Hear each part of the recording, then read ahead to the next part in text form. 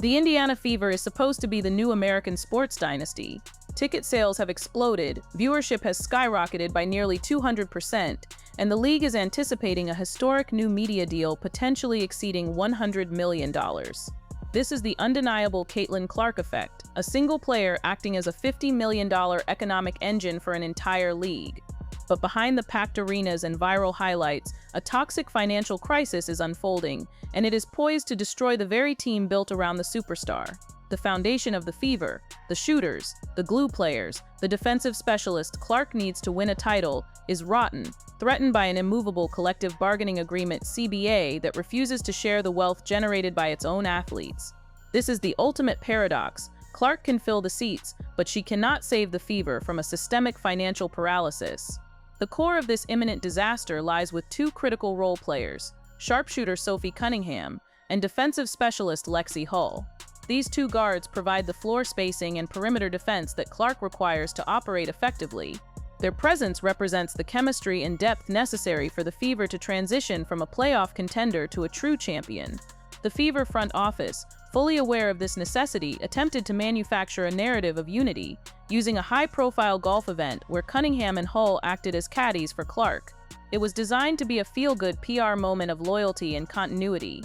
But that spectacle of unity immediately shattered. The players seized their moment in the spotlight to deliver a viral direct ultimatum to the front office. When questioned about re-signing, the response was blunt and immediate. "Tell them to pay us." This was not a friendly joke. It was a clear line in the sand. It transformed a cute photo op into a powerful public articulation of the central WNBA grievance, pay and benefits. The superstar's success has exposed the league's inability to pay the essential role players, making this confrontation a high-stakes labor war that could see Sophie Cunningham and Lexie walk away permanently. The WNBA is currently experiencing an unprecedented economic boom, largely due to the arrival of Caitlin Clark and the ensuing national spotlight. However, the league is shackled by an outdated financial model, creating a shocking disconnect between league success and player compensation. The centerpiece of the league, Clark, is locked into a fixed rookie salary of approximately $76,000. This number stands in stark opposition to the millions she secures through external endorsement deals, generating maximum public scrutiny on the league's financial restrictions. This is not simply a matter of relative income. It highlights a profound structural failure. The average NBA salary is about 100 times higher than the average WNBA salary, a disparity driven not solely by total revenue, but by the league's vastly different collective bargaining agreements. The core CBA sticking point revolves around revenue sharing, the fundamental engine of compensation. The WNBA chose to opt out of the current agreement precisely because the fixed structure is fundamentally unfair. Under the existing deal, players only receive about 9.3% of league revenue. In contrast, NBA players secure roughly 50% of basketball-related income. The players are demanding a greater fixed percentage of revenue, moving away from the league's current fixed salary increase model, which grants a meager 3% raise annually. In an economy experiencing rapid Clark-fueled growth, a 3% fixed raise is a functional denial of the value players are generating. This refusal to adapt the revenue share means that the league's massive growth benefits the owners first, financially disenfranchising the players who created the boom and fueling the incentive for them to seek income elsewhere. This structural flaw has a direct operational consequence, the controversial prioritization rule. This rule, designed to protect the WNBA schedule, imposes fines or suspensions on veteran players who report late due to highly lucrative overseas commitments. For players like Cunningham and Hull, who do not possess Clark's massive endorsement portfolio, these international contracts are often a necessary financial bridge, maximizing their earnings during a short professional career. The WNBA, by enforcing prioritization without substantially increasing the salaries needed to eliminate the necessity for overseas play, is effectively punishing players for seeking their true market value. The economic assumptions built into the current fixed salary CBA have been obliterated by the Clark effect. Yet the league refuses to abandon the model that structurally depresses the earning potential of its non-superstar talent.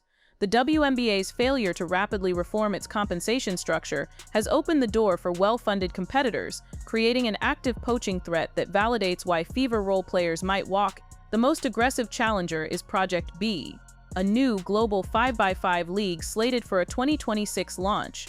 This league is backed by massive financial resources, reportedly including funding from Sela, a Saudi Arabia-based company, and promises to rewrite the rules of women's professional basketball. Project B is offering players multi-million-dollar salaries and, critically, equity stakes in the league itself. The devastating validation of Project B's viability came not from a mid-tier player, but from the WNBA president herself. Nneka Ogwumike, the union leader spearheading the fight for better WNBA terms, signed with Project B, followed swiftly by All-Star Alyssa Thomas. When the executive leading the movement for WNBA equity chooses to secure her own financial future outside the league, it sends an undeniable signal to every other player that the league's current offer is insufficient and that alternative leagues are the safer financial bet. While Project B generated headlines by reportedly offering Clark $2 million, the true destabilization is aimed squarely at the league's foundational talent, players like Cunningham and Hull. A guaranteed six-figure or even multi-million-dollar salary plus equity from Project B is a life-changing figure compared to the constrained WNBA salaries. Cunningham is set to earn only $100,000 and Hull approximately $88,261. This immediate generational wealth creation incentive is the primary reason these players might walk. Furthermore, Project B's structure attacks the WNBA's problem philosophically. WNBA players are fighting to raise their cut of revenue from 9.3% to a higher percentage. Project B sidesteps the negotiation entirely by offering players ownership in the kitchen, providing an equity stake alongside higher salaries. This move reframes the argument from a simple salary dispute into a philosophical fight over player partnership and control, making the WNBA's fixed salary stance look dangerously archaic and uncompetitive. The existence of these credible, high-paying alternatives means the WNBA owners can no longer rely on player loyalty or financial dependence to hold the league together. Sophie Cunningham's situation is the most immediate and dangerous threat to the Fever's attempt to build a dynasty around Clark. Cunningham is not a superstar, but she is essential for the team's success as an elite perimeter shooter, averaging 8.6 points and 3.5 rebounds in 2025. Her shooting prowess and ability to space the floor are critical components required to maximize Clark's generational passing and driving skills. The underlying contract reality is stark. Cunningham is an unrestricted free agent UFA in 2026. This status gives the Fever absolutely zero negotiating leverage. They must compete in an open market not only against rival WNBA teams that desperately need Clark-adjacent shooters, but also against the aggressive, cash-rich alternative leagues like Project B. Cunningham's current salary is reported to be $100,000, a figure that reflects the old WNBA economy, not her true, elevated market value in the new Clark-driven environment. If the CBA fails to deliver a substantial league-wide salary cap increase, the Fever will be legally barred from offering Cunningham a contract commensurate with her essential role and true value. Her public commentary asserting that her future depends entirely on the CBA outcome and confirming she would consider Project B if they offer multi-million-dollar deals is an expert-level negotiation tactic using her UFA leverage to demand a systemic change. The consequence of her departure would be instant and crippling. Clark's effectiveness is predicated on surrounding her with knockdown three-point threats. Losing a volume shooter like Cunningham would directly increase defensive pressure on the remaining Fever stars, such as Aaliyah Boston and Kelsey Mitchell, and diminish Clark's ability to generate assists and open looks. This situation makes the WNBA's restrictive salary cap the single greatest impediment to maximizing the potential of its biggest star, proving that the league is financially incapable of affording the players Clark needs to win. While Sophie Cunningham's UFA status represents a direct financial risk, Lexie Hull's contract status introduces a tactical nightmare for the Indiana Fever, the restricted free agent RFA financial trap. Hull is a young, high-energy guard who provides invaluable depth, defense, and complementary shooting. She is slated to earn a base salary of $88,261 in 2025. Crucially, she will become a restricted free agent RFA in 2026, meaning the Fever retain the right to match any offer sheet she receives from another team. On the surface, RFA status grants the Fever control. In reality, under the WNBA's rigid hard cap, it becomes a severe tactical liability. If a rival WNBA team, or a Project B-affiliated entity offering WNBA competitive money, submits a high-value offer sheet for Hull, for instance, doubling her salary to $200,000, the Fever is forced into an agonizing choice. To retain this critical piece of their core, they must match the offer exactly, suddenly consuming an unplanned $111,739 of cap space. This mechanism allows opposing organizations to manipulate the Fever's minimal financial flexibility. By offering Hull a contract that is high for her role, but low for a superstar, they can strategically drain the Fever's limited resources. The Fever is essentially captive. They must either match the inflated offer and destroy their already precarious budget for other free agents, or refuse to match, losing a key component of their team for absolutely nothing. The WNBA's salary structure creates a situation where the Fever must choose between drastically overpaying for essential role players or losing their best path to maximizing their superstar, Clark. The RFA status, meant to ensure roster stability, is transformed into a potent weapon that can be wielded by outside forces to sabotage the Fever's cap management and long-term title aspirations. The financial reality facing the Indiana Fever demonstrates that the dream of a Clark dynasty is based on an utterly unsustainable balance sheet under the current league rules. The WNBA operates under a hard salary cap, meaning teams have virtually no flexibility to exceed the maximum figure. The projected cap space for the Fever reveals a shocking level of constraint. Analysis suggests the Fever are projected to have as little as $15,970 in available cap space. To contextualize this minimal space, the league minimum salary for a player with less than 3 years of experience is greater than $64,000. This means that under the current structure, the Fever cannot even sign a single minimum contract rookie without performing additional cap maneuvers. This lack of flexibility has paralyzed the front office. General Manager Lynn Dunn and her team acknowledged the crisis, stating that laying out any concrete plans is impossible because there are just a lot of unknowns until the CBA structure is defined. This legal uncertainty gives rival leagues and opposing WNBA teams a massive advantage, allowing them to aggressively recruit Fever free agents while Indiana must legally wait on the CBA outcome. Adding exponentially to the pressure is the contract status of star Kelsey Mitchell. Mitchell, the Fever's leading scorer and Clark's essential backcourt partner, is also an unrestricted free agent UFA.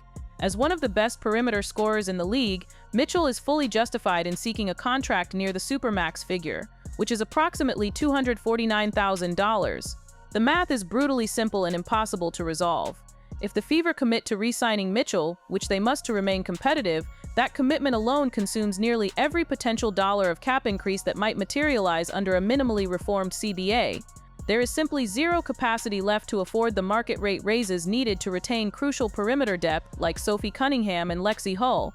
The team's inability to retain essential role players confirms that the Fever's attempt to construct a championship roster has stalled completely, trapped by a restrictive fixed cap that prevents them from investing in the success they themselves are generating.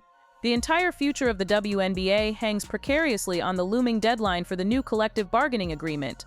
The WNBA exercised its opt-out clause, forcing negotiation, and though a 30-day extension was agreed upon, the threat of a complete breakdown and work stoppage remains acute. The league has faced this disaster before. In 2003, CBA failure delayed the WNBA draft and preseason games, while the league maintains a public facade of stability by scheduling the 2026 draft lottery. The prospect of a lockout or strike paralyzing the 2026 season is real. This period of paralyzing uncertainty is a gift to rival leagues. If CBA talks fail and a work stoppage begins, all WNBA free agency signings stop. During this stalemate, Cunningham and Hull could execute their exit strategy, securing their high-paying multi-million-dollar deals with Project B or Unrivaled.